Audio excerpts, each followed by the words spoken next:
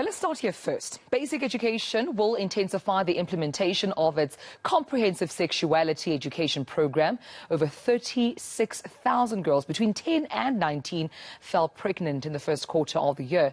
Now, the department says this shows the necessity of this policy, but it remains controversial. Some groups say government should not be involved in sex education, but department spokesperson Mhlanga was quoted as saying that parents have failed dismally to educate their children about sex. Now, he joins us to, of course, clarify this, but also to talk to us more about this, and he joins us via Zoom. Mr. Mhlanga, thank you for your time and good morning to you. Is that the case? Do you feel that parents have failed to educate their children about sex education? Hence, you, as a department, feel the need to step in and intensify implementing this policy? Good morning, Tumelo. Well, that was in specific response to those parents who say that the department in the curriculum should not include the content around sex and sexuality. And we felt that we were being criticized for doing the right thing, because in the curriculum since the year 2000, we have been talking about taking care of yourself as a young person, but also understanding your environment, the people that you find yourself with, because we found that some of the children fall pregnant by people that they are close to via rape and sexual assault. So we cannot just sit and do nothing as a department when there is an intervention that we can put in place.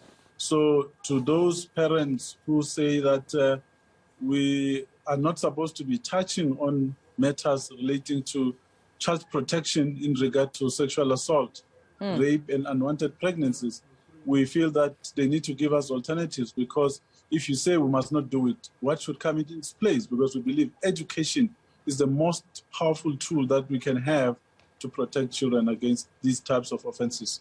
Right. Let's talk then about what comprehensive sexuality education really means. Is it different from, the kind of, almost education or talk that some of us received back in primary or even high school, where the boys and girls were separated?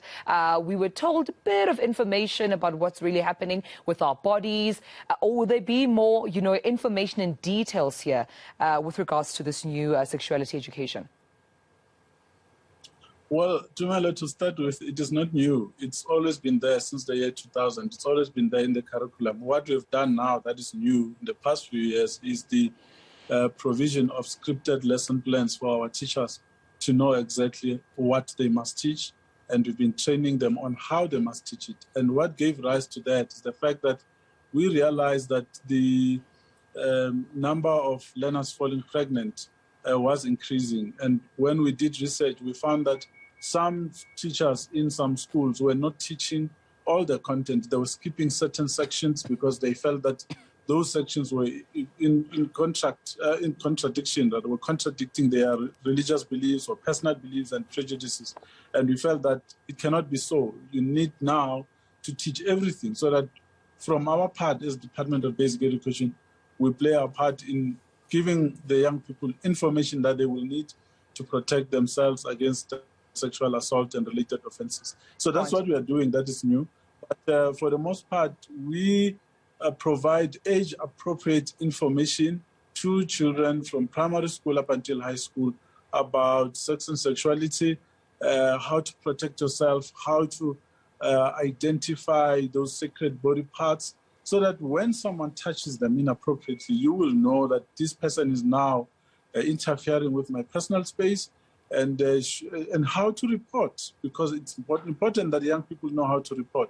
It must not be that you agree when someone says, I'll give you sweets, let's go into this room. You need to know what that could lead to and be able to provide the adults or the police good quality information that can lead to a conviction, because we want all these people who are molesting children to be jailed.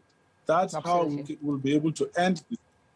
Yeah, and I'm glad that it's a stance that the basic education is taken, because it is statutory rape for underage, children to be having sex, especially, given that they're not ready, their bodies are not ready. Some of them, unfortunately, being groomed to believe they're ready. It is wrong, and we're glad to see government doing something about it. Thank you so much for speaking to us. Basic Education Department spokesperson, Mhlanga.